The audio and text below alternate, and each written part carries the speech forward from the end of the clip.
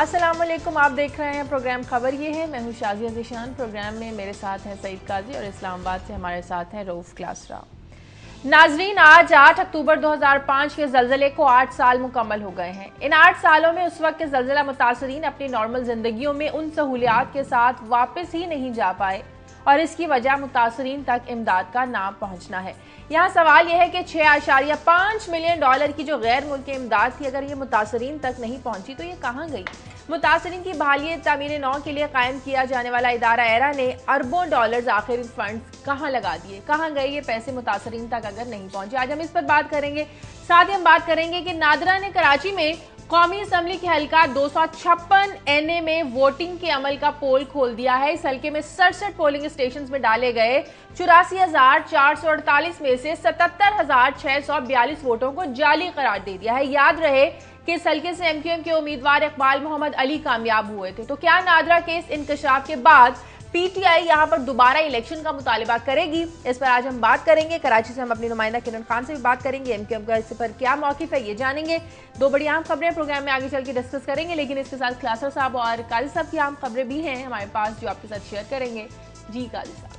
शाजी, एक तो बात करेंगे इस्लामाबाद का बहुत नाम अब नुमायां हो रहा है भत्ते के ज़मन में, और इसमें कुछ स्टोरीज हम करते रहे, कुछ नई बातें सामने आई हैं कि अब ये जो भत्ता है उसमें सवाल बड़े उठ रहे हैं कि वो जो पहले रिपोर्ट आई वो पुलिस जो है वो कह रही है भत्ता नहीं है, जो IG हैं वो कह रहे नहीं है। तो इस अब सुप्रीम कोर्ट ने दोबारा से, हाई कोर्ट ने दोबारा से रिपोर्ट मांगी है, और एक जो भत्ते का मुबैना मुलजिम था उसको 5 दफ़ा वहाँ पे बेल भी मिल गई। ये क्या कहानी है, और ये इसकी हम तफसील और कुछ नई बातें होंगी इसमें करेंगे। और फिर आपको याद होगा एक आदमी की हलाकत हुई थी जिन्ना अस्पताल में, वैक्सीन नहीं थी हमारे पास सांप की। 2 बंदे और ज़िंदगी और 3 बंदे और ज़िंदगी और मौत की कशमकश में है, और वहाँ वैक्सीन नहीं है, और वो जो है ICU में। अब उनकी ज़िंदगी का क्या बनता है। और एक आखिर में अगर वक्त मिला तो एक बड़ी दिलचस्प स्टोरी कि जो स्टेट बैंक के गवर्नर हैं उन्होंने 40 मिलियन की गाड़ी मंगवाई थी, ये जो बुलेट प्रूफ गाड़ी होती है। तो अब वो आ तो गई है, मगर उन्होंने मंगवाई थी और ऑर्डर उस वक्त की थी जब इंटरिम गवर्नमेंट थी। अब जो PM सेक्रेटेरिएट है उसने उनको रोक दिया, और जिस बेचारे ने मंगवाई है वो गाड़ी लेके घर बैठा है। तो इस पर थोड़ी सी रोशनी डालेंगे, ये क्या कहानी। ठीक है क्लासेस, अब आप किन खबरों पर रोशनी डालेंगे आज? जी शाहजहा, एक ये एक्सक्लूसिव स्टोरी है जो हम शेयर करेंगे अपने व्यूवर्स के साथ। क्या आपको पता है पाकिस्तान में चंद जो ये पावरफुल लॉबीज है उनमें शुगर लॉबी भी उसमें शामिल है। और पिछले पीपल्स पार्टी के कुछ दौर में अरबों रुपए की इन्होंने सब्सिडी ली है इन्होंने हुकूमत पाकिस्तान से या टैक्स पेयर के पैसे से। चीनी भी महंगी करके बेचते रहे हैं और अपनी मर्जी के यहाँ पे एक्सपोर्ट के लिए सब्सिडी भी लेते रहे हैं।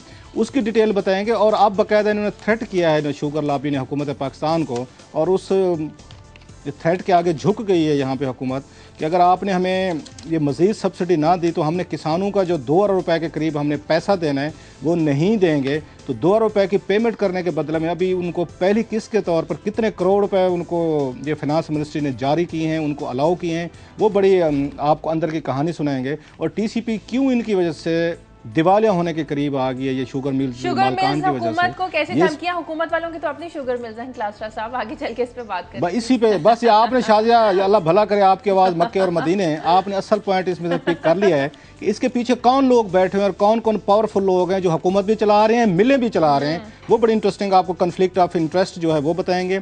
और प्लस हमने जैसे कि आपको याद होगा लास्ट वीक हमने किया था ब्लू पासपोर्ट्स पे, जो सरकारी पासपोर्ट्स का मिसयूज़ था, उस पर हमने एक स्टोरी की थी। उसके अगले दिन एक यहाँ इजलास हुआ वजारत दाखिला में, तो वज़ीर दाखिला जो चौधरी निसार अली खान साहब, उन्होंने 2000 के करीब जो ब्लू पासपोर्ट जो गलत बनाए गए थे, गलत लोगों को दिए गए थे, वो मुअत्तल किए गए। तो इस पर ज़रा हम डिस्कशन करेंगे, ज़रा काजी साहब से भी ज़रा थोड़ा सा उनका भी इनपुट लेंगे कि रहमान मलिक जिन्होंने वो 2000 पासपोर्ट सरकारी जारी किए थे गैर मुतल्लका लोगों को, वो दुरुस्त थे, या ये चौधरी निसार अली खान साहब ने उनको ये कैंसिल करके दुरुस्त काम किया है? क्योंकि किसी को ना सज़ा मिली है, ना कोई यहाँ पे आइडेंटिफाई हो रहा है कौन मुलजिम है कौन नहीं है। तो ये बड़ा इंटरेस्टिंग काम है कि रहमान मलिक साहब गलत कर रहे थे या ये चौधरी निसार अली खान साहब ये दुरुस्त काम कर रहे हैं, इस पर बात करेंगे। ठीक है काई साहब, सबसे पहले बात कर लेते हैं बलूचिस्तान का ज़लज़ला अभी हमारे सर पर है। 2005 का जो ज़लज़ला 8 साल बीत गए, अभी तक उन लोगों को उस तरह से वो अपनी ज़िंदगी में वापस नहीं जा। 6.5 बिलियन डॉलर की जो इमदाद थी ये आखिर कहाँ गई? एरा कहाँ खा गया? इनके फंड्स भी खा गया, अपने ज़ैली इदारों को भी 20 करोड़ खा गया।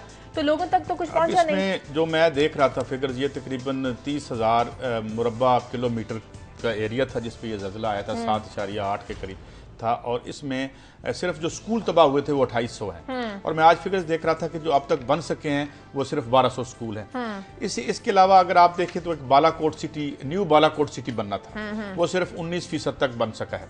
इसमें और भी बड़ी हार्ट रेंडिंग कहानियाँ हैं। मिसाल के तौर पे अभी इस्लामाबाद की कुछ मेडिकल फैसिलिटीज़ में कुछ औरतें अभी तक मौजूद हैं, अब उनकी फंडिंग पीछे से ड्राई अप हो गई है, उनकी फैमिलियाँ भी उन्हें नहीं लेने आती, और उनका परमानेंट घर जो है तो वो मैं एक स्टोरी देख रहा था, कोई 11 के करीब औरतें हैं, और वो अब एक अपने वार्ड जो है NIRM, जो national institute of rehabilitation medicine जो है उसमें वो बैठी हुई हैं। और इसके अलावा तकरीबन 1 लाख से ज़ायद बच्चा स्कूलों में, जो स्कूल अब नहीं बन सके क्योंकि सिर्फ 1200 बने 2800 में से। और एक बच्चे का तो ये भी कहना था कि मैं जब यहाँ आया था पढ़ने तो मैं 2nd ग्रेड में था, अब मैं 5 साल बाद जो है वो 7वें ग्रेड में हूँ, तो मैं तब से लेके अब तक जो है मैं धूप में बैठा हूं। और साथ उसमें एक तकलीफदेह बात यह भी सामने आई कि क्योंकि कुछ स्कूल ऐसे हैं जो नहीं बन सके और LOC के करीब हैं, जहां पे फ्रीक्वेंटली गोलाबारी एक दूसरे से, आपको पता है हमारी प्रॉब्लम चलती रहती है इंडिया के साथ, तो वो बच्चे बैठते हैं और बड़े खौफ के आलम में होते हैं कि कहीं उन्हें डायरेक्ट ही वो ना हो जाए। तो ये एक इट्स अ स्टोरी। एक तो मिजरी थी, एक तो प्रॉब्लम था कि 73,000 बंदा, जो 74 या 80,000 बंदा मरा। आपको याद है सबसे पहले गिरने वाली इमारतें सरकारी इमारतें, जी हाँ, जिसमें बच्चे, अच्छा हम कैसे एक नेचुरल क्लैमिटी को मैन मेड क्लैमिटी बना देते हैं, और अब ये क्लैमिटी कंटिन्यू कर रही है। अभी बात भी करेंगे। असलम मीर हमारे साथ लाइन पर मौजूद है मुजफ्फराबाद से। असलम, क्या हालात है यहाँ पर उन ज़लज़ला मुतासरीन के जो अभी तक बेयारो मददगार पड़े हैं? बच्चे अभी तक स्कूलों में नहीं जा पाए हैं, जिनके घर तबाह हुए थे उनके घर तबाह नहीं हो पाए हैं, और इंकशाफ ये हुआ है कि अरबों रुपए जाली ज़लज़ला मुतासरीन को दे दिए गए। शाज़िया, देखिए इसके 2 पहलू हैं। एक तो ये है कि जो बहाली व तामीर नौ का सिलसिला मुतासरा इलाकों में शुरू किया गया था 2006 के बाद, एरा और सेरा, और इसमें जो नुमाया पहलू है वो है कि दही इलाके, वहाँ तो 90% जो है वो काम जो है वो मुकम्मल हो चुका है बहाली व तामीर नौ का। रही शहरों की बात, तो उसमें भी जो प्रोजेक्ट्स अब तक, यानी कि जो फॉरेन डोनर्स थे, जो हमारे दोस्त ममालिक थे, उनकी तरफ से जो इमदाद दी गई है, वो प्रोजेक्ट जो है वो मुकम्मल हो गए, ऑलमोस्ट जो है वो मुकम्मल हो गए, जिनमें स्कूल्स हैं, कॉलेजेस हैं, हॉस्पिटल्स हैं, ठीक है। बल्कि मैं आपको ये भी बताऊं कि आज़ाद कश्मीर में 2 ऐसे जदीद अस्पताल जो है वो तामीर किए गए हैं। साउथ एशिया में उस तरह के हॉस्पिटल्स नहीं है। उसमें शेख खलीफा बिन जायद अल नहयान मुजफ्फराबाद और शेख खलीफा बिन जायद अल नहयान जो है वो रावलाकोट, ये 2 हॉस्पिटल्स जो हैं 250 बेडों पर मुश्तमिल हैं। अब इस बहाली व तामीर नौ के 2 डायमेंशन हैं। एक है आपका जो इंटरनल पॉलिटिक्स है, और दूसरा जो है वो इंटरनेशनल कम्युनिटी का आपके लिए रिस्पांस क्या है, ठीक है जी। अब इंटरनेशनल लेवल पे जो उस वक्त रिस्पांस आया है, जो डोनाल्ड कॉन्फ्रेंस हुई थी इस्लामाबाद में, उन्होंने तो दिल खोल के आपको इमदाद की है, पैसा दिया है। इसका एक खूबसूरत पहलू सामने आ गया है कि पाकिस्तान की इंटरनेशनल कम्युनिटी में एक अहमियत है, एक मुकाम है। अच्छा ये बताएं असलम, ये बताएं, ये जो 1 लाख बच्चे, आज रिपोर्ट हुआ है, मेरे सामने रिपोर्ट पड़ी है कि 1 लाख से ज्यादा बच्चे जो हैं वो अभी खुले आसमान तले पढ़ रहे हैं। 2800 स्कूल बर्बाद हुए थे, 1200 बने हैं। इस संबंध में क्या कहेंगे आप? जी काजी साहब, ये आपने दुरुस्त बात की है। देखिए, इस हवाले से जब हमारी बात यहाँ पे हुई है, जो एरा और सेरा यानी कि state earthquake reconstruction and rehabilitation agency, ये एक राब्ताकार इदारे के तौर पे आज़ाद कश्मीर में काम कर रहा है, और इसके जो सेक्रेटरी हैं, 20 ग्रेड के अफसर हैं, वो उनसे मेरी जब बात हुई, मैंने कहा कि ये इशू क्या है। उन्होंने कहा पैसा चूंकि आ चुका है, और वो पैसा जो है, ये 1400 स्कूल हैं जो आप बात करें, 700 जो है KPK में और 700 आज़ाद कश्मीर में बनने हैं, ठीक है।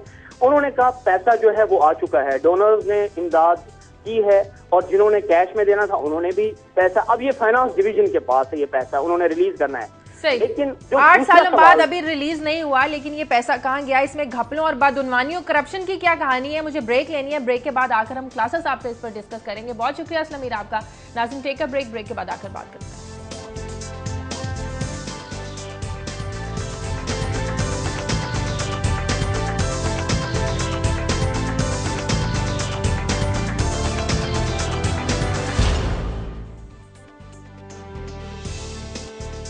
ब्रेक के बाद खुशामदीद नाज़रीन। 2005 के ज़लज़ले में बालाकोट सिटी मुकम्मल तौर पर तबाह हो गया था और उसके बाद न्यू बालाकोट सिटी की तामीर शुरू हुई थी और कहा जा रहा है कि 19% इसकी तामीर अभी मुकम्मल हुई है। हमारे नुमाइंदे मियाँ शाहिद बालाकोट सिटी में मौजूद हैं, उनसे बात करते हैं। मियाँ शाहिद, क्या हालात हैं यहाँ पर? मुकम्मल तौर पर ये सिटी, ये शहर तो बिल्कुल तबाह हो गया था। जो नया तामीर होने वाला सिटी है वो कहाँ तक पहुँचा है?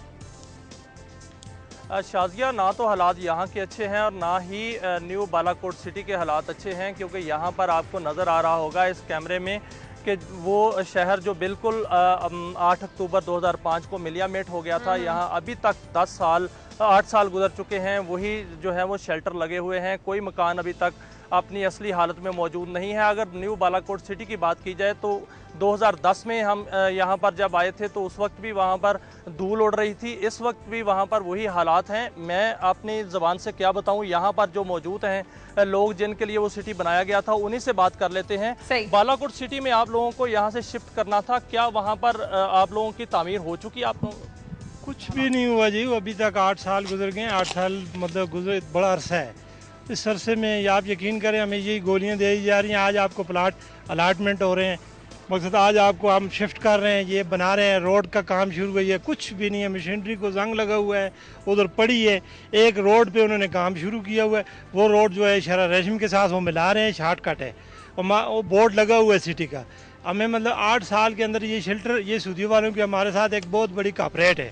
उन्होंने हमारे साथ भाइयों वाला सलूक किया। आज 8 साल हम ये शेल्टरों में गुजार रहे हैं। पानी की हमें तकलीफ़ है, मतलब खाने यहाँ मसाइल क्या क्या हैं? सेहत के मसाइल हैं, तालीम के मसाइल हैं और जो है सहूलियात नहीं है उस वक्त से लेकर 8 साल गुजर गए। 8 साल में स्कूल भी आप देखें, आप आए हुए हैं, आप अपनी आंखों से भी देख लें, स्कूलों की भी वही हालत है। किसी जगह पे अभी तक टेंट लगे हुए हैं, बच्चे उधर बैठे हुए हैं, पानी नहीं है, मास्टर स्कूल मास्टर नहीं है, उधर नहीं जा सकते है, रोड नहीं है, कुछ भी नहीं है। बस इन लोगों ने शाजिया बात तो आपने सुन ली है। यहाँ के लोग हैं जो ये सारी बातें बता रहे हैं। सुबह से लेकर अब तक हमने जो बात की, यहाँ से देखा, वही मनाजर नज़र आए जो पहले हम हर साल देखते हैं। कोई किसी किस्म की कोई तब्दीली ना तो इस सिटी में, यहाँ इस एरिया में नज़र आई। और जो न्यू बालाकोट सिटी है वहाँ भी यकीनन उसी तरह धूल उड़ रही है। और 19% जो काम बताया जा रहा है वो यही है कि प्लाट्स वहाँ पर लोगों को मिल चुके हैं और उन लोगों को जिनसे ज़मीन ली गई है उनको जो है प्लाट्स, उनको मुतबादल जगह भी दी जा चुकी हैं, उनको उसका मुआवजा भी दिया जा चुका है। लेकिन वो लोग वहाँ पर काबज़ हैं, वहाँ से नहीं उठ रहे। शायद हुकूमत की वहाँ रिट नहीं है कि वहाँ से लोगों को उठाया जा सके। और यहाँ जो रेड जोन है, यहाँ कभी भी इस क़यामत के ज़लज़ला आ सकता है। यहाँ से पूरी आवाम को नहीं उठा के वहाँ नहीं। ठीक है, बहुत शुक्रिया मियाँ शाहिद आपका। क्लास साहब, आपने मियाँ शाहिद की भी बात सुनी, असलम मीर की भी बात सुनी। मैं भी एक रिपोर्ट पढ़ रही थी जिसमें कहा गया था कि अब तक वहाँ जो रुकी हुई जिंदगी है, इसके ना चलने की वजह जो एरा है, इसका करप्शन, घपलों और बदउनवानियों में घिरना है। ऐसा ही है? शायद ये मामला इतना आसान नहीं है, इसके 3-4 पहलू हैं। अगर उसको हम अब थोड़ी सी बात कर लें और थोड़ा सा कैंडिड होकर बात कर लेते हैं कि सारे सच्चे मजलूम भी नहीं है जिनकी कहानियां हम सुन रहे हैं, कुछ थोड़ा सा हमें भी पता है। सारी सच्ची हुकूमत पाकिस्तान भी नहीं है, ना एरा है। और जैसे आपने कहा कि इसको इन्होंने यहाँ पे जो हमारे सरकारी मुलाजमीन है, सिविल मिलिट्री ब्यूरोक्रेसी है, ये कोई ना कोई मौका ढूंढ लेती है माल कमाने का। मतलब वो कहते हैं ना, उसने एक बड़ा मशहूर कोट कहा जाता है कि हर क्राइसिस में से कोई ना कोई मौका ढूंढ लो अपने आप को शाइन करने का। तो वहाँ पे ये सब कुछ हुआ है। पहली तो ये बात है कि हम ये भूल गए हैं कि दुनिया ने जो ये अरबों डॉलर दिए थे, उन्होंने इसीलिए दिए थे कि आप इनको जाकर रिहेबिलिटेट करो। पाकिस्तान पे उन्होंने भरोसा किया था कि शायद ये बड़े सीरियस लोग हैं, इनके लोग, ये 70-80 हज़ार बंदा मर गया है, ये उसमें रिहेबिलिटेशन की तरफ जाएंगे। एक तो ये था जो हमें पैसा मिला, नकद मिला और ख़ासा पैसा मिला। और दूसरे कुछ ममालिक थे जो हमसे समझदार थे, उन्होंने बड़ी समझदारी का काम किया। उसमें यूएई था, उसमें सऊदी अरेबिया थे और टर्की था और क्यूबन भी थे मेरा ख्याल है, जिन्होंने कहा कि हुजूर हम आपको पैसा नहीं देते, आप हमें बताएं कहाँ पे स्कूल बना के देना है, कहाँ पे आपको हमने हॉस्पिटल बना के देना है। और असलम मीर ने बड़ी अच्छी बातें की, मुझे 2-4 बातें उनकी बड़ी अच्छी लगी। कुछ पॉजिटिव हम उन्होंने चीज़ें बताई हैं कि यहाँ पे काम भी हुआ है, क्योंकि अदरवाइज हर साल इसकी एनिवर्सरी आती है, हर साल हम एक ही बात करते हैं जी कुछ नहीं हुआ, कुछ नहीं हुआ। उसका नुकसान पता है शायद क्या हुआ है? आज आपका 2008 का जल्जला, ये सॉरी 2013 का जल्जला है। आज कोई इमदाद नहीं दे रहा। चीन ने अभी कुछ, आज हमें चीन ने कुछ थोड़ी सी इमदाद देने की बात की। पहले हम सुनते थे सऊदी अरेबिया इमदाद देते, दुनिया भर के ममालिक से जहाज आ रहे हैं, वहाँ पे कंबल आ रहे हैं, मेडिसन आ रही हैं, डॉक्टर्स आ रहे हैं, बला बला। एक बंदा भी इस मुल्क में अब आने को तैयार नहीं है। वो कहते हैं आप जाने, आपका जल्जले जाने, आपका ईरा जाने, आप पैसे खाएं, माल बटोरें, डेपुटेशन पे अफसरान हैं। ईरा पे 100 से ज़्यादा इस वक्त मुकदमात चल रहे हैं यहाँ पे इस्लामाबाद हाई कोर्ट में। यहाँ पे जितने हमारे कि रिटायर फौजी थे, जितने रिटायर हमारे सिविलियन ऑफिसर थे, उन्होंने वहाँ पे जाके पोजीशन संभाली हैं, उन्होंने अरबों रुपए लिए हैं वहाँ पे। इनकी तनख्वाहें कभी अगर इनके पैकेजेस देखें, जो गाड़ियाँ मिली इनको, जो इन्होंने पैसे लिए। और मुझे याद है जब 2005 में यहाँ पे ईरा बना था, उस वक्त एक दौड़ लग गई थी, सिफारिशें लग रही थी, जैसे वजारतें बांट रही हूँ कि हर अफसर जो है यहाँ जो इस्लामाबाद ब्यूरोक्रेसी का, वो जाना चाहता था ईरा में। हमने इन्वेस्टिगेट किया कि चक्कर क्या, पता ये चला कि जो डेपुटेशन पे जा रहे हैं 5 गाड़ियां दी गई हैं।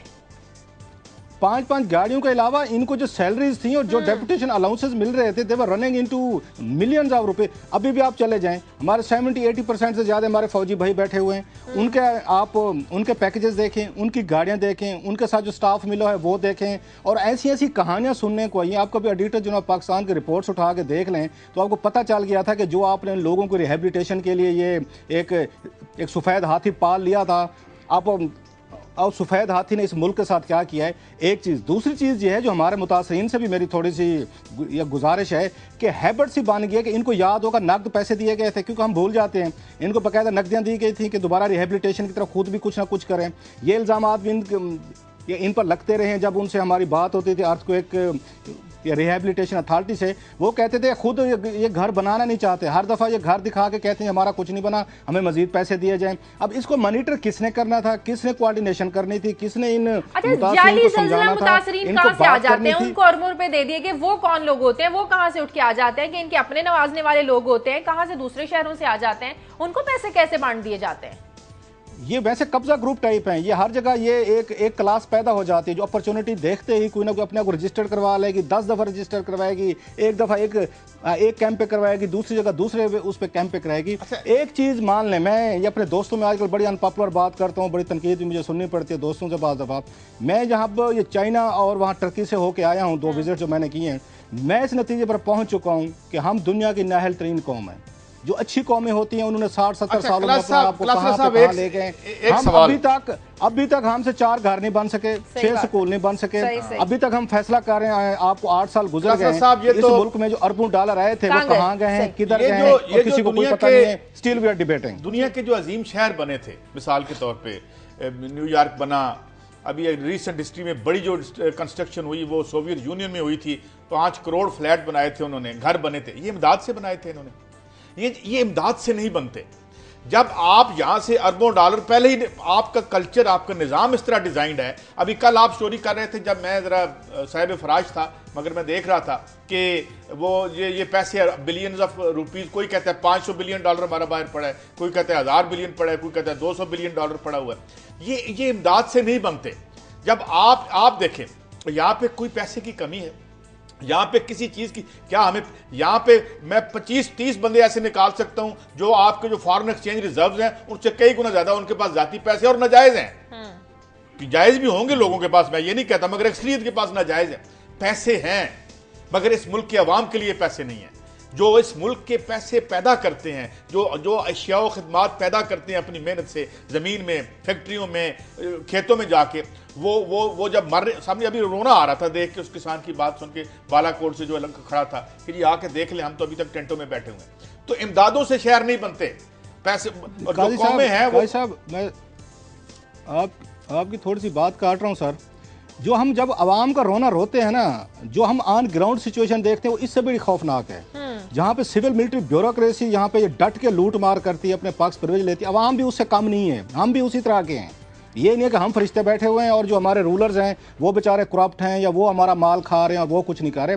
आवाम भी इस मुल्क में सीधा होने को तैयार नहीं है, वो भी कोई सही काम करने को तैयार नहीं है। अब ये बताएं, जिसकी बात ये शाजिया कर रही हैं कि ये गलत क्लेम्स लिए गए हैं, गलत पैसे लिए गए हैं, ये किसको गए हैं? आखिर इंसानों को गए हैं, वो आवाम को ही गए हैं ना।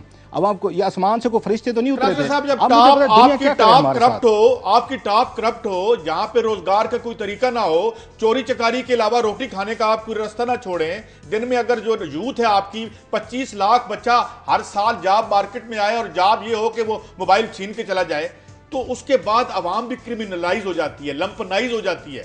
आप ऐसी कंडीशंस पैदा करते हैं कि जिसमें जुर्म जो है वो बड़ी सूरत के साथ तरवीज होती है उसकी, क्योंकि आपको जायज, आप नौकरियां निकाले 25 लाख साल की, देखता हूं कौन चोरी करता है। आप जायज तरीके से हर आदमी को प्लाट, घर, रोटी जो आइन में आपने लिखा हुआ है वो आप देखें, किसी का दिल नहीं करता चोरी करने को। यहां ऊपर चोरी होती है बड़ी, और वो होते हैं मुअज़्ज़िज़ीन, और नीचे बेचारा दाल रोटी के चक्कर में चोरी करता है, उसे पकड़ के मंदिर दे देते हैं। इसका जो नुकसान हुआ है वो क्राइसिस ऑफ कॉन्फिडेंस हुआ है कि दुनिया के ममालिक और डोनर एजेंसीज का हमारे ऊपर एतमाद उठ गया है। वो कहते हैं ये करप्ट कौम है, ये माल खाने वाले लोग हैं, इनको ना अपनी तबाही नजर आती है, हमारे टैक्स पेयर का पैसा है, हम इनको देते हैं, इनको समझाते हैं, कंसल्टेंसी देते हैं, अपने लोग भेजते हैं। अब क्यूबा ने कितने डॉक्टर भेजे थे अपने, उन्होंने टीमें भेजी थी कि जाएं और पाकिस्तानियों की मदद करें, और वापसी पर उन्होंने क्या किया, बलूचिस्तान में देख लें किसने क्या भेजा इस बार। उन्होंने क्यूबा ने तो एक और काम करके दिया था जिसका कभी हमने जिक्र ही नहीं किया यहाँ पे, क्यूबन गवर्नमेंट का और उन लोगों का जिन्होंने बहुत बड़ा काम किया हमारे लिए, हम अप्रिशिएट ही नहीं करना चाहते। उन्होंने पाकिस्तानीज को बाकायदा स्कॉलरशिप दी है कि अपने पाकिस्तानी स्टूडेंट्स भेजें, ये क्यूबा में हम इनको मेडिकल डॉक्टर बना के भेजेंगे। उसमें बहुत बड़ा स्कैंडल है जो हुकूमत पाकिस्तान ने इनको रोकने के लिए यहाँ पे उस वक्त की ब्यूरोक्रेसी जो उन्होंने तमाशे की है कि फलां नहीं जा सकता, वो नहीं जा सकता, वो एक और कहानी है जो हम उस वक्त उसको फॉलो अप करते रहते। सो ये मान लेना चाहिए कि आज हम अकेले रह गए, टेररिज्म पे दुनिया भर हमें समझते ये दहशतगर्द हैं। कोई हमें ये हमारा ये पासपोर्ट देख ले, हमें पूरा उस पर एक अलहदा करके तलाशियां भी ली जाती हैं, एक और लंबा प्रोसेस है। दुनिया हमें टेररिस्ट समझती है, दुनिया हमें करप्ट समझती है, दुनिया हमें नाअहल समझती है। और जैसे हमने कहा बलूचिस्तान में अब जल्जला आया, 1 रुपया भी इमदाद अब देने को कोई तैयार नहीं है। ये इंजाम हुआ है, ये रिजल्ट हुआ है और इसका क्रेडिट मिलना चाहिए इन्हीं को, हमारी सिविल मिलिट्री ब्यूरोक्रेसी को, जो यहाँ पे बैठ के एरा चला रहे थे, जो माल कमा रहे थे, डेपुटेशन यहाँ पे अलाउंस ले रहे थे, पैसे खा रहे थे। इनकी डिटेल्स इतनी खौफनाक हैं जो ऑडिटर जनरल पाकिस्तान ने बताई हैं कि लगता नहीं है कि ये इस मुल्क के शहरी हैं, ये पाकिस्तान में रहते हैं। कोई ऐसी तबाही मच गई है कि जैसे फॉरेन फोर्सेस इस मुल्क पे कब्जा है और जो जितना लूटना चाहते हैं ये लूट रहे हैं और कहीं पे कोई इनको रोकने वाला नहीं है, कोई कानून नहीं है और कोई बात कोई भी इमदाद देने को तैयार नहीं है। नाज़रीन, मुझे प्रोग्राम में नहीं तैयार, इसी वजह से तैयार नहीं है। मुझे एक ब्रेक लेनी है। ब्रेक के बाद जब वापस आएंगे तो बात करेंगे कि कराची में एनए 256 में जो जाली वोट निकले हैं 77,000 से जायद, उसकी क्या कहानी और क्या वहां पर दोबारा इलेक्शन होगा, इस पर बात होगी एक ब्रेक के बाद।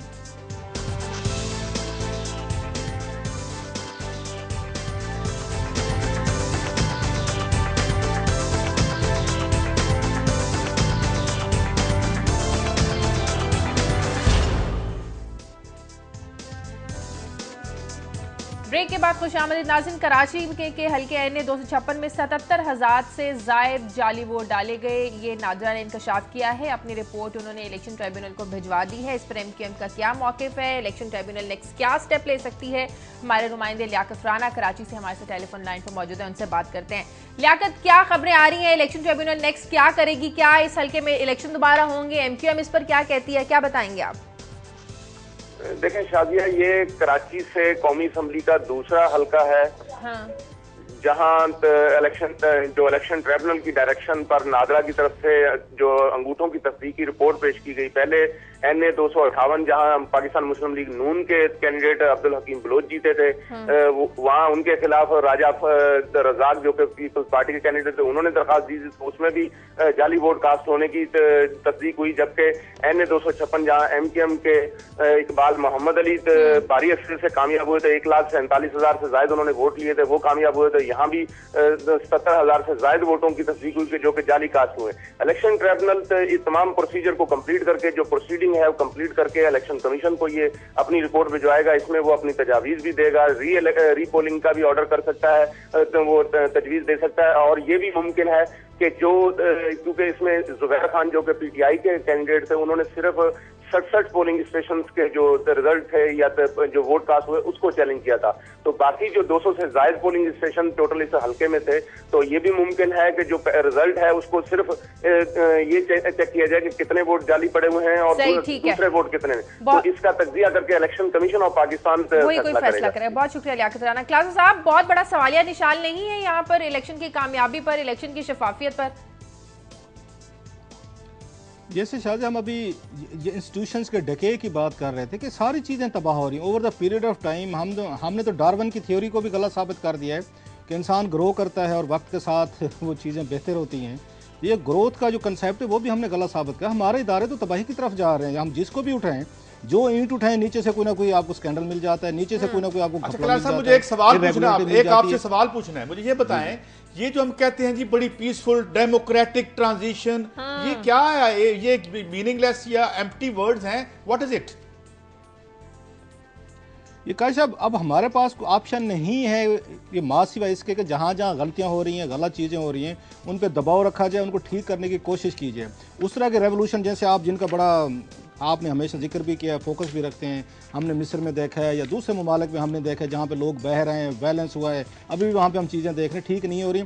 हमारे पास ऑप्शन है कि हमने कैसे अपनी सोसाइटी को ठीक करना है। क्या वायलेंस के ज़रिए करना है, हम जो सो कॉल्ड रेवोल्यूशन की बात करते हैं उसके ज़रिए करना है, या इसी तरीके की जो चीज़ें गलत हो रही हैं उनको ठीक करने की कोशिश कम से कम करते रहना चाहिए। एक अच्छी चीज़ तो हुई है इस तमाम बुरे इसमें जो हमारे यहाँ बुरी चीज़ें हो रही हैं कि नादरा के पास ये टेक्नोलॉजी मौजूद है कि उन्होंने 76,000 के करीब जाली वोट हमें उन्होंने आइडेंटिफाई करके दे दिए। और मैं ये समझता हूँ इस पे इनको जोर डालना चाहिए इमरान खान को या दूसरी अपोजिशन पार्टी को कि नादरा को ये काम करते रहना चाहिए। आज एक हल्के में किया, कल दूसरे में करें, तीसरे में करें, चौथे में करें। एटलीस्ट हमें पता तो चलना चाहिए ये काम होता कैसे है, किस तरीके से 76,000 वोट भुगता देना काजी साहब एक दिन में जाली, ये बहुत बड़ी बात है, इस पर टाइम लगता है। तो इनके पास पहले से बैलेटिंग, इनके पास पेपर मौजूद थे जिन्होंने इस तरह होता रहा तो असेंबलियों में बैठे चेहरे तब्दील हो जाएंगे। आप कह रहे हैं बड़ा टाइम लगता है, तो इस काम के लिए खासा स्टाफ चाहिए होता होगा। अच्छा खासा, मतलब आपको 1,000 वर्कर चाहिए और 1,000 वर्कर के पास फिर बैलेटिंग, आपको 76,000 के करीब आपको बैलेट पेपर चाहिए। वो बैलेट पेपर उनके पास कहाँ से आया है? क्या इलेक्शन कमीशन के लोग मिले हुए थे? ये जो बाबे हमने रिटायर बोए, एक शख्स ने बताया गया क्लासेस साहब 35, 40 वोट डाले हैं एक शख्स ने। उनके पास ये बैलेटिंग, जो मेरे लिए चीज़ थोड़ी सी मतलब है उसमें मैं उसमें इंटरेस्टेड हूँ। नादरा हमें ये बताए या कोई और इदारा बताए कि ये 76,000 जो वोट कास्ट हुआ है एडिशनल जो जैली है उनके बकौल जो डबल कास्ट हुआ, ये उनके पास बैलेटिंग पेपर कहाँ से आए थे, किसने उनको प्रोवाइड किए थे? एक खबर आई थी जरा हमें इलेक्शन कमीशन ऑफ पाकिस्तान जो है, ये इलेक्शन कमीशन ऑफ पाकिस्तान भी जवाब दे और माजरत के साथ वो सिक्योरिटी इदारे भी हमें जवाब दें जिन्होंने कहा था जी हम आपको बड़ा फ्री फेयर इलेक्शन करवा के देंगे। अदलिया को भी थोड़ा सा ये जवाब देना चाहिए। इंतखाबात ये कराए गए थे, जहन में रखें, जो हम भूल जाते हैं। इदारों का एहतराम के चक्कर में आपका पूरे का पूरा सिस्टम तबाह हो रहे हैं। ये इलेक्शन अदलिया ने करवाए थे या हमारे एस्टेब्लिशमेंट ने, फोर्सेज ने करवाए थे? जरा उनको ये जवाब देना चाहिए कि सर आपकी निगरानी में कराए गए थे, ये 76,000 जाली वोट कैसे निकल आए, जरा इसका हिसाब किताब तो वो हम नहीं पूछेंगे। वो एहतराम और अदब में हम नहीं पूछ सकते, ना अदलिया से पूछ सकते हैं ना पाकिस्तान फौज से पूछ सकते हैं। फखरू भाई की बड़ी एक इंटेग्रिटी थी, बड़ा हमने वो सुना टीवी टॉक शोज में कि अल्लाह का बड़ा करम हो गया है, तशरीफ ले आए हैं, अब सब ठीक हो जाएगा। तो फिर वो सारा धरे का धरा कैसे रह गया? बहुत बड़ा सवालिया निशान उनको उनकी क्रेडिबिलिटी इस्तेमाल की गई थी। बस फखरू भाई इसी रोमांस में रहे जी, मैं और मुझसे कोई बहुत बड़ा काम लेना है, 84 बरस की उम्र में मैं इलेक्शन कमिश्नर बन गया, इतना बड़ा मेरे ऊपर काम है, अल्लाह ने मुझे बहुत बड़े काम के लिए पैदा किया। इसी दिन के लिए मेरा ख्याल पैदा किया था कि उनके होते हुए या 76-80 हज़ार वोट एक हल्के से, we are talking just one हल्का, ये एक कंस्टिट्यूएंसी है सर, ये कोई 10-20 नहीं है, it's a massive number. Imran Khan ने 35 हल्कों की बात की थी, 35 हल्कों का इमरान खान ने कहा था कि यहाँ पर दोबारा आप जो है वो गिनती करवाएं वोटों की। तो अगर सबकी होने लगी बस तो एक हल्के में एक हल्के में शायद इस तरह गिनती होना शुरू हो गई और नादरा की वजह से टेक्नोलॉजी हमने इस्तेमाल करना शुरू कर दी तो पता चलेगा हर हल्के में यहाँ पे कुछ ना कुछ घपला हुआ है। और लास्टली ये बहुत ज़रूरी है कि आपने जैसे नादरा को एक टेक्नोलॉजी के इदारे में बदल दिया है, ऐसे ही अगर आप सिक्योरिटी फोर्सेस को थोड़ी टेक्नोलॉजी दें, ट्रेनिंग दें, उनको प्रॉपर इक्विपमेंट्स दें, तो मेरा ख्याल है इस मुआशरे की, इस सोसाइटी की हालत बड़ी हद तक ये बेहतर की जा सकती है। नादरा के एग्जांपल है हमारे सामने। जी काजी साहब, आपकी खबरों की तरफ आते हैं, फिर मुझे ब्रेक पे। क्लासा साहब ने भी एक स्टोरी की थी और मैं आज दोबारा देख रहा था, एक और रिपोर्ट आई है कि जो तहरीक तालिबान पाकिस्तान है ये भत्ते में किस तरह से इन्वॉल्व है। इस्लामाबाद से ये स्टोरी आई है और इसमें ये बताया गया है कि जो अलार्मिंग फैक्टर है वो ये है कि जब से इनकी फंडिंग बाहर से मुबैना तौर पे ड्राई अप हुई है तो जो स्ट्रीट गैंग्स हैं उन स्ट्रीट गैंग्स को जो है वो अप्रोच करके तो वहाँ पे एक बड़ा भत्ते का एलेबोरेट सिस्टम बनाया गया है। मगर इसमें जो मैं आज रिपोर्टिंग देख रहा था उसमें ये कि इसमें बास जो है एक मुकदमा तो ऐसा है जिसमें CDA के 2 बंदे एक्स-कॉन्डर हैं, वो भागे हुए हैं। तो गोया इसका मतलब ये है कि जो भत्ता है, क्रासर साहब या आप यानी वहाँ इस्लामाबाद में है, हमें ज़्यादा बेहतर बताएंगे कि ये इनकी मिली भगत के बगैर नहीं हो सकता। फिर इसके जो IG हैं इस्लामाबाद के, उनकी एक मौजूद है टेस्टिमनी कोर्ट के सामने जिसमें उन्होंने कहा था 45 लाख या 4.5 मिलियन का भत्ता जो है वो होता है। तो ये कैसे मुमकिन है? और दूसरा एक और जो सवाल उठता है कि ये जो अगर ये टीटीपी का नाम दे रहे हैं और हमें हमारे इदारे बता रहे हैं कि ये शामिल है, तो ये कौन सा जहाद है जो भत्ते से शुरू होता है? या आप एक बंदे को कहते हैं हमें पैसे दो, फिर मैं अब उनकी तफसील में नहीं जाना चाहता कि किसके कहाँ वो उन्होंने दस्ती बम फेंके जिसने उनको पैसे नहीं दिए। और साथ ये कि ये कैसे मुमकिन है कि ये एक मैं देख रहा था रिपोर्ट आज जो इस्लामाबाद हाई कोर्ट ने जो है तलब की है कि एक भत्ते का जो मुबैना मुलजिम था उसको 5 दफ़ा बेल मिल गई, और वो जो है वो एक दफ़ा मिलनी चाहिए, रिपोर्ट कह रही है। और इस पे हाई कोर्ट ने, इस्लामाबाद हाई कोर्ट ने रिपोर्ट भी तलब कर ली है। तो ये क्या मुमकिन है कि टीटीपी अपने तौर पे करी और हमारी काली भेड़े नहीं है रियासत के अंदर जो जो जो खाने पीने में इसमें शामिल है? तो मेरे ख्याल में अगर इस्लामाबाद में ये हाल है तो दूर दराज का क्या हाल होगा? अब हमें होश के नाखून कर लेने चाहिए। टेक ले लें इस पे। जी क्लास साहब, इसमें काजी साहब आपने बिल्कुल सही इसमें चीज़ें पॉइंट आउट की हैं। एक तो हमारी पुलिस जो है ये क्रिमिनल एलिमेंट से भरी हुई है। जब आप पैसे लेके इनको पुलिस में भर्ती करेंगे तो वो सर्विस करने नहीं आते आवाम की। आपने कभी सुना है कभी कोई पुलिस वालों की एक काउंसलिंग की गई हो, कभी सेशन किए गए हो, कभी इनको मोटिवेट किया गया हो कि सर जो आपने वर्दी पहनी हुई है ये कितनी कीमती वर्दी है, इसके साथ कितनी बड़ी रिस्पेक्ट होती है, कितना बड़ा एक खौफ और कितना बड़ा एतमाद इसके साथ आता है। जैसे वो शाहिद आजाद साहब की मुझे बात याद आ रही है जो एडिशनल इंस्पेक्टर जनरल हैं कराची के, जब वो उन्होंने खुद कहा कि मुझे कत्ल भी किया जा सकता है, तो उनसे पूछा गया तो फिर आपको खौफ नहीं महसूस होता? तो उनका ये कहना था कि जब आप ये वर्दी पहन लेते हैं तो फिर ये सारे खौफ वगैरह मैटर नहीं करते। आपकी पुलिस को बड़े पैमाने पे यहाँ पे इसको रेवोल्यूशनाइज करने की जरूरत है। इतनी करप्शन आ चुकी है कि अब आपको ईमानदार अफसर मिल जाए हम उसकी खबर बनाते हैं, उसके फोटो छापते हैं, उसको बड़ा बड़ा रोमांटिसाइज करते हैं कि फलां देखें जी ये ईमानदार आदमी है, फलां बंदा बड़ा कोऑपरेटिव है पुलिस में। हालांकि 99% ऐसे होना चाहिए था। इस्लामाबाद की हद तक भर्तियाँ हुई हैं, यहाँ पे चीज़ें बड़ी ख़राब। अभी शुक्र करें सर इस्लामाबाद की पुलिस जो है ये कंपैरेटिवली बेहतर समझी जाती है। जो भत्ते में मुलव्वस हो रही है, आपको पूरे का पूरा यहाँ स्क्रीनिंग करने की ज़रूरत है, आपको बेहतर काप्स लाने की ज़रूरत है, एजुकेशनल स्टैंडर्ड आप उसका बेहतर करते जाएं। लेकिन जो जितना बढ़ता जाता है इस मुल्क में उतना ही करप्शन में और गलत कामों में इन्वॉल्व होता जाता है। मुझे ब्रेक लेनी है, ब्रेक से पहले एक कॉलर है शाजिया लाहौर से। हेलो, अस्सलाम वालेकुम। मुझे ये कहना था कि दोनों भाई मेरे अस्सलाम वालेकुम ईमानदारी का रोना रो रहे हैं। तो भाई मुझे एक बस आप लोगों से गुजारिश करनी थी कि कहा जाता है 4th पिलर जो है वो मीडिया है। तो इससे पहले कि ये बेईमानी का ड्रैगन बन जाए, अब कल परसों से चीफ के ट्रांसफर और उसकी तब्दीली की खबरों को इन्होंने वो भत्ताखोरी से भी बढ़ के खबर बनाई है। That is a regular normal एक उनकी रूटीन है। मैं आपको नहीं कह रही भाई, मैं आपके अंदर वो जो ड्रैगन पैदा हो रहे हैं ना बेईमानी के, करप्शन के, ऐसा ना हो ये 4th पिलर भी सैलाब ज़दगान और जल्दा ज़दगान की तरह कल को निकल आए और आप भी अपना सर पकड़ के बैठे हैं और उन पे प्रोग्राम कर रहे हो। तो आप 99 तो है डिसऑनेस्ट, इसमें कोई शक नहीं। आप और मेरे जैसे ईमानदार बैठे बस वैसे ही कर करके मर जाते हैं, रिटायर हो जाते हैं तो कब्र में चले जाते हैं।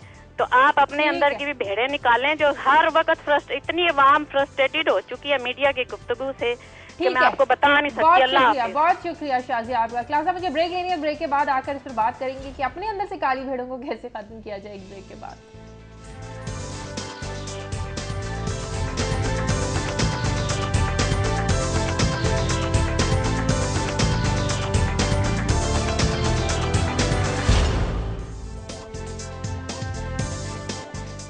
ब्रेक के बाद खुश आमदीद। जी क्लासेस आप अपने अंदर से काली भेड़े कैसे खत्म करें, कॉलर का जवाब दे दें। शाजिया ने सवाल पूछा था बड़ा अहम।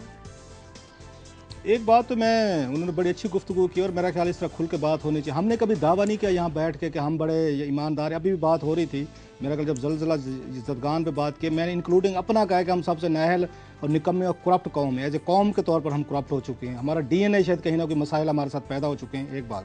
दूसरी बात ये मेरा ख्याल है इस पर रेस्ट अश्योर रहें कि आप कोई चीज़ यहाँ छुप नहीं सकती। अगर मैं भी गलत काम करूँगा वो सामने आएगी और यही मीडिया लेके आएगा।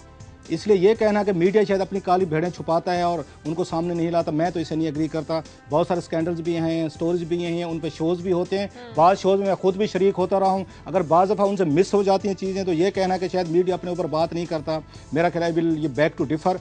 ये बात उनकी यहाँ पर बहुत ज़रूर है कि जो काली भेड़ें लोगों को बहुत सारे तजर्बा जो मैंने देखे हैं अपनी ज़िंदगी में, वो डिस्ट्रिक्ट लेवल के रिपोर्टर से ज़्यादा शिकायतें रहती हैं लोगों को, अक्सर जो देखने में है। जो बड़े शहरों के रिपोर्टर हैं कंपैरेटिवली उन पर दबाव भी ज़्यादा होता है, अकाउंटेबिलिटी भी ज़्यादा होती है, उन पर चेक एंड बैलेंसेज भी होते हैं। और एक और बात भी बता दूँ, शायद पाकिस्तान के बहुत कम लोगों को पता है कि पाकिस्तान के मीडिया के बहुत सारे जो बड़े टॉप गन्स हैं या दूसरे जर्नलिस्ट हैं जिनको मैं भी बहुत ज़ाती तौर पर जानता हूँ, अब लाखों में इनकम टैक्स देते हैं, अच्छा खासा पैसा ये हुकूमत पाकिस्तान को टैक्स के तौर पर भी देते हैं। इसलिए जब ओवरऑल बात की जाती है कि सारा शायद मीडिया करप्ट है, सारा मीडिया गलत काम कर रहा है, ऐसे भी नहीं होता। हाँ, इसमें यकीनन कुछ ऐसे लोग हैं जो मीडिया में सिर्फ इस वजह से आ गए हैं कि जिनको क्लाउड चाहिए, जिनको पावर चाहिए, जिनको तलुकात चाहिए, वजीर आजम, सदर, उनको वजीर, उनसे मिलना जुलना, उनकी ठाठ बाश वो चाहिए, वो यकीनन हमारे लिए मसाइल पैदा करते हैं, बदनामी भी होती है। और लास्टली जो इंपॉर्टेंट चीज़ है यहाँ पे जो उन्होंने बात की है, वो मेरा ख्याल मीडिया के लिए एक बहुत बड़ा एक उसमें तंज भी है, स्लैब भी है कि 4 दिन से हम एक आर्मी चीफ बना रहे हैं और पूरी दुनिया हमारे ऊपर हंस रही है। ये हमारा शो करता है कि कितना लैक ऑफ यहाँ इश्यूज है इस मुल्क में। एक इश्यूज लेके हम चले हैं और चौथा दिन अभी तक हम आर्मी चीफ नहीं बना सके, वरना हमसे बनना है इतनी देर। ये जरूर है, ये नहीं है हमारी खबर क्या दें, क्या ये खबर दें कि न्यू बालाकोट बन गया है? क्या हम ये खबर देने के अहल हैं कि जो एक दिन में हर आधे घंटे के बाद एक बच्चा फौत हो जाती है, वो आज नहीं मरेगी? हमने अस्पताल बना लिया है, हमने 25 जब हम तारीख को आगे नहीं लेके जा सकते तो फिर हमारे पास खबर क्या रह जाती है? कौन बनेगा करोड़पति, कौन बनेगा वजीर आजम, कौन बनेगा COAS? बात क्या है कि जब आप तारीख के एक बंद गली में आके आप खड़े हो जाते हैं तो फिर हम लफ्ज़ों की जुगाली करेंगे और वो करते रहेंगे। और ये बात बिल्कुल शाजिया ठीक कहती है। हमारा मीडिया जो है, हमारा मीडिया 2-3 काम नहीं कर रहा जिससे लोगों की मेरा ख्याल शिकायत आना शुरू हो गई हैं।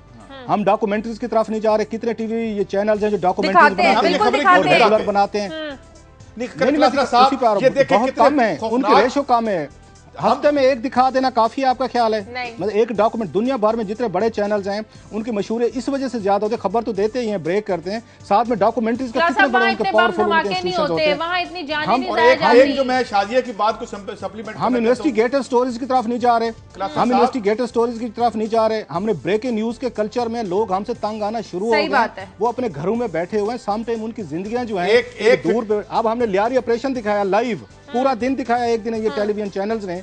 लियारी में ऑपरेशन हो रहा था, सपोज पहले की बात करो, पिछले साल की, जो यहाँ से दूर बैठा हुआ है उसका क्या कसूर है इसमें? बाज दफा लोग इससे फेड अप होते हैं, जिसका शाजिया साहब ने इजहार किया है। We have to think over it कि हम अपने व्यूअर्स को क्या दिखा रहे हैं, हम कितना दिखा रहे हैं, कौन से इश्यूज दिखा रहे हैं। आज चौथा दिन है, हम आर्मी चीफ बना रहे हैं। किसी का किसी ओहदे पे बैठ जाना या उठ जाना जो है वो इस मुल्क के जो 18 करोड़ लोग हैं उनकी जिंदगी में क्या फर्क लाएगा? क्या सब आगे बढ़ते हैं। हमारी रोजाना ये स्टोरी जो है रह जाती है, आज ये नाज़रीन को बता ही दीजिए 2000 जो ब्लू पासपोर्ट जारी हुए थे, इसके पीछे क्या कहानी है? जो रहमान मलिक ने किया वो ठीक है, या जो चौधरी निसार कर रहे हैं इन्हें कैंसिल करके ये ठीक है? एक चीज बता दूं शाजिया, जो मेरा रिपोर्टिंग का एक्सपीरियंस है, ये कवर अप, ये बहुत अच्छे हैं सियासतदान एक दूसरे को कवर अप करने के लिए। जो मैंने आपसे एक वादा किया, मुझे याद दिलाइएगा, भूल जाता हूँ बाज़ दफ़ा काम के दबाव में। मैंने आपको बताया हुआ कि किसी दिन मैं पाकिस्तान रेलवे की एक सेक्रेटरी जो RF अजीम साहब हैं, उन्होंने एक समरी भेजी थी कबीना को, जब यहाँ पे गिलानी साहब वजीर आजम थे। उस समरी में क्या था, जब राजा परवेज अशरफ साहब वजीर आजम बने, उस समरी में, और टॉपिक एक ही था कि चीन से जो हमने 75 के करीब रेलवे इंजन मंगवाने थे स्कैंडल पे। और जब नई हुकूमत आई है और ख्वाजा साद रफीक साहब आए, उन्हीं ये सेक्रेटरी साहब ने क्या उनको समरी भेजी। इन तीनों समरी को किसी दिन हम स्क्रीन पे दिखाएंगे अपने व्यूअर्स को कि पाकिस्तान की ब्यूरोक्रेसी ऑपरेट कैसे करती है, एक दूसरे को कवर अप कैसे करती है। ऐसे ही चौधरी निसार अली खान साहब फरमा रहे हैं कि रहमान मलिक साहब है, उन्होंने बंदर बांट शुरू किया। रहमान मलिक साहब तो जार थे, वो जैसे वह रशियन जार की हम कहानियां पढ़ते हैं लियो टॉल्स्टॉय के नावल्स में, सेम हम देखते हैं कि रहमान मलिक साहब सिक्योरिटी जार थे, उन पे कोई पूछगछ नहीं थी। हज़ारों उन्होंने लाखों असल लाइसेंस जारी किए। तो मुझे उन्होंने खुद बताया था अवान सदर में कि मेरा प्रीरोगेटिव है जी, मैं जिसको चाहूँ दे दूँ। आप उनके बारे में ये पता चला कि 2000 ब्लू पासपोर्ट उन्होंने जारी किया। जो ब्लू पासपोर्ट हुकूमत पाकिस्तान का पासपोर्ट है, ये कोई आम चीज़ नहीं है। सही। और इसका मिसयूज कैसे होगा? 2000 बंदों को आपने ब्लू पासपोर्ट जारी कर दिया है, और दुनिया के बहुत सारे ममालिक हैं जिसमें मेरा ख्याल मोर देन 50 की ये कंट्रीज हैं जिनके साथ हमारे मुआहदे हैं कि जिसके पास ब्लू पासपोर्ट होगा उसको वीज़ा नहीं चाहिए, उसको ऑफिशियल वहाँ पे फैसिलिटीज दी जाएंगी। अब क्या किया आपने, वो फैसिलिटी भी उठा के आपने ये मिसयूज करनी शुरू कर दी है। अब रहमान मलिक साहब का जो फैसला था 2000 आपने गलत लोगों को ब्लू पासपोर्ट दिए, भाई ये किसने फैसला किया? ये अब उसमें एक मैं आपको प्रोसेस बता दूं जरा जल्दी से। उसमें सेक्शन ऑफिसर साहब शामिल होते हैं, उसमें डिप्टी सेक्रेटरी होता है, जॉइंट सेक्रेटरी होता है, उसमें सेक्रेटरी फिर वजीर होता है। ये 5-6 का प्रोसेस है किसी को ब्लू पासपोर्ट जारी होने का। उसके बाद इमिग्रेशन वाले पासपोर्ट, इमिग्रेशन आ जाता है, वो शामिल हैं। जब ये उनको गलत समझते हैं चौधरी निसार अली खान साहब, उन्होंने ये तो फरमाया कि इनको कैंसिल कर दें। मुझे ये बताएं जिन्होंने गलत काम किया उनके खिलाफ चौधरी निसार अली खान ने कोई आर्डर किए हैं? नहीं, वो तो वैसे के वैसे बैठे हुए हैं। आप उनको बचा रहे हैं, आप कवर अप कर रहे हैं। रहमान मलिक साहब के खिलाफ भी कोई कार्रवाई नहीं हो रही, उन्होंने गलत क्यों जारी किए? अपने आपके सेक्रेटरीज के खिलाफ भी कोई कार्रवाई नहीं है, सेक्शन ऑफिसर के भी आपने नहीं है। बहुत बड़ा आपने बम चला दिया कि हमने 2000 ब्लू पासपोर्ट हमने यहाँ पे कैंसिल कर दिया। हजूर हमें ये बताएं, आपने इनको कैंसिल किया, बहुत अच्छा नेक काम किया, आप इसको कवर अप ना करें, रहमान मलिक के खिलाफ इन्वेस्टिगेशन का आर्डर करें, आप ये पूरी ब्यूरोक्रेसी के खिलाफ आर्डर करें कि तुम लोगों ने कैसे इसको आके जारी किए, जब ये कानून ही मौजूद नहीं है कि किसी गैर सरकारी बंदे को पासपोर्ट जारी हो सकता है। आपने कैसे पासपोर्ट जारी किए? ये कवर अप है। ये पिछली हुकूमत आती है, वो आके ये डट के करप्शन करती है। रेलवे की मैं आपको मिसाल दे रहा हूँ कि हाजी की ये गुलाम बिलोर साहब ने लूट के करप्शन की सबूत मौजूद हैं। अब नई समरी आती है, ख्वाजा साद रफीक साहब वैसे बड़े दावे करते हैं, उनका जिक्र ही नहीं करते कि स्कैंडल में किस तरीके से उन्होंने पैसे खाए हैं, माल खाया, गलत काम करवाया। चौधरी निसार अली खान कह रहे हैं कि रहमान मलिक साहब का नाम ही नहीं है, उनकी ब्यूरोक्रेसी का जिक्र ही नहीं है कि इन्होंने कैसे 2005। ये कवर अप है। वो कहते हैं आप हैं, लूट लें, जो जी चाहता है कर लें, हम आपको कुछ नहीं कहेंगे। फाइनल ये बात अच्छी की है कि वो प्राइवेटाइजेशन जो है अगर होगी तो वो इस्तीफा दे देंगे और इसका नुकसान कम करेंगे। It is very positive. Closing का वक्त हो गया क्लास साहब। नाज़रीन प्रोग्राम का वक्त खत्म हो गया। आप हमें प्रोग्राम के लिए फीडबैक दीजिए खबर@duniatv.tv पर। कल तक के लिए हमें इजाजत दीजिए। अल्लाह हाफिज।